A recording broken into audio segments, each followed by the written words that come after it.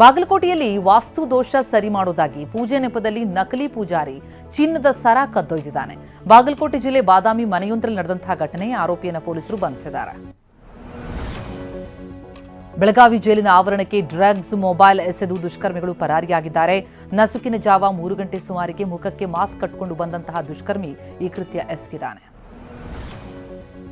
ನವ ವಿವಾಹಿತೆ ಗಾನವಿ ಆತ್ಮಹತ್ಯೆ ಪ್ರಕರಣಕ್ಕೆ ಸಂಬಂಧಪಟ್ಟಂತೆ ಆಕೆಯ ಪೋಷಕರ ವಿರುದ್ಧವೇ ಈಗ ಎಫ್ಐಆರ್ ದಾಖಲಾಗಿದೆ. ಸೂರಜ್ ಆತ್ಮಹತ್ಯೆಗೆ ಗಾನವಿ ಪೋಷಕರೇ ನೇರ ಕಾರಣ ಅಂತ ದೂರು ದಾಖಲಾಗಿತ್ತು. ಹೀಗಾಗಿ ಗಾನವಿ ಕುಟುಂಬದ 9 ಮಂದಿ ವಿರುದ್ಧ ಎಫ್ಐಆರ್ ದಾಖಲಾಗಿದೆ.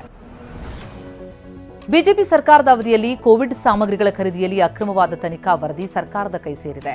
ಮೈಕೆಲ್ ಡಿ ಗುನಾ ನೇತೃತ್ವದ ಆಯೋಗ ಸಿಎಂ ಸಿದ್ದರಾಮಯ್ಯ ಅವರಿಗೆ ವರದಿ ಸಲ್ಲಿಸಿದ್ದು 106 ಕೋಟಿ ಮೊತ್ತದ ಕೋವಿಡ್ ಔಷಧಿ, ಆಮ್ಲಜನಕ, ವೈದ್ಯಕೀಯ ಉಪಕರಣ ಸಾಮಗ್ರಿ ಖರೀದಿಯಲ್ಲಿ ಅಕ್ರಮ ಆಗಿದೆ ಅಂತ ಆರೋಪಿಸಲಾಗಿತ್ತು. ಹುಬ್ಬಳ್ಳಿಯಲ್ಲಿ ಮರ್ಯಾದಾ ಹತ್ಯೆಗೀಡಾದಂತಹ ಮಾನ್ಯಾಳ ಪತಿ ಮನೆಗೆ ಎಚ್ಸಿ ಮಹದೇವಪ್ಪ ಭೇಟಿ ಕೊಟ್ಟಿದ್ದಾರೆ. ಇನಾಂ ವೀರಾಪುರ ಗ್ರಾಮಕ್ಕೆ ತೆರಳಿ ವಿವೇಕಾನಂದ ಕುಟುಂಬಕ್ಕೆ ಸಾಂತ್ವನ ಹೇಳಿದ್ದಾರೆ.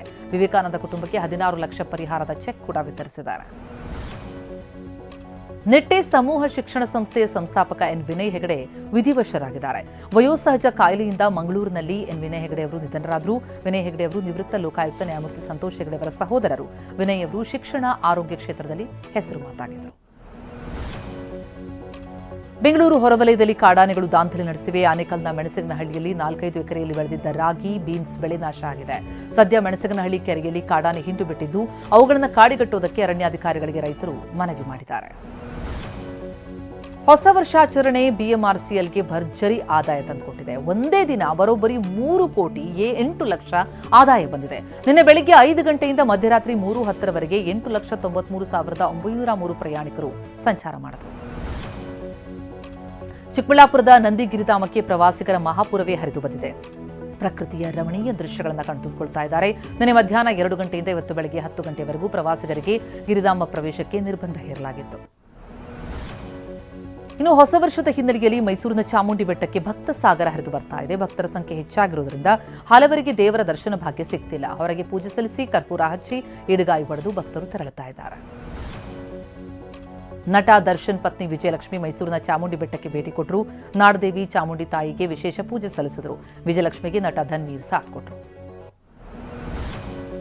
ಮಂಗಳೂರಿನ ಕುದ್ರೋಳಿ ಗೋಕರ್ಣನಾಥ ಕ್ಷೇತ್ರದಲ್ಲಿ ಬೆಳ್ಳಿ ರಥೋತ್ಸವ ನಡೆಯಿತು. ದನಪೂಜೆಯ ನಂತರ ಶ್ರೀದೇವ ಗೋಕರ್ಣನಾಥನ ಬೆಳ್ಳಿ ರಥೋತ್ಸವಕ್ಕೆ ಚಾಲನೆ ದೊರೆಯಿತು. ಸಾವಿರಾರು ಭಕ್ತರು ರಥೋತ್ಸವವನ್ನು ಕಣ್ತುಂಬಿಕೊಂಡಿದ್ದಾರೆ.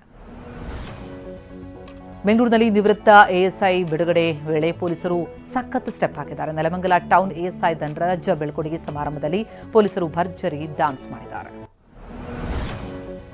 ದೆಹಲಿಯಲ್ಲಿ ಕಳಪೆ ವಾಯು ಗುಣಮಟ್ಟ ಮುಂದುವರೆದಿದೆ. ವಾತಾವರಣ ದಟ್ಟ ಮಂಜು ಹೊಗೆಯಿಂದ ಆವೃತ ಆಗಿದೆ. ವಾಯು ಗುಣಮಟ್ಟ ಸೂಚ್ಯಂಕ 382ರಷ್ಟಿದೆ. ತಾಪಮಾನ ಕೂಡ ಕುಸಿತ ಆಗಿದೆ. ಜೊತೆಗೆ ಚುಮುಚುಮು ಚಳಿಯಿಂದಾಗಿ ಜನ ತತ್ತರಿಸೋಗಿದ್ದಾರೆ. ಭಾರೀ ಹಿಮಪಾತದ ನಡುವೆ ಜಮ್ಮು ಕಾಶ್ಮೀರದ ಪೂಂಚ್ನಲ್ಲಿ ಭಾರತೀಯ ಸೇನೆ ಕಟ್ಟೆಚ್ಚರ ವಹಿಸಿದೆ. 13,000 ಅಡಿ ಎತ್ತರದ ಪಿರ್ಪಂಜಾಲ್ ದುರ್ಗಮ ಪ್ರದೇಶದಲ್ಲಿ ಭದ್ರತಾ ಸಿಬ್ಬಂದಿ ಕಣ್ಗಾವಲಿಟ್ಟಿದ್ದಾರೆ. ಕೊರೆಯೋ ಚಳಿಯ ನಡುವೆ ಭಯೋತ್ಪಾದಕರ ವಿರುದ್ಧ ಕಾರ್ಯಾಚರಣೆಯನ್ನ ನಡೆಸಲಾಗ್ತಾ ಇದೆ.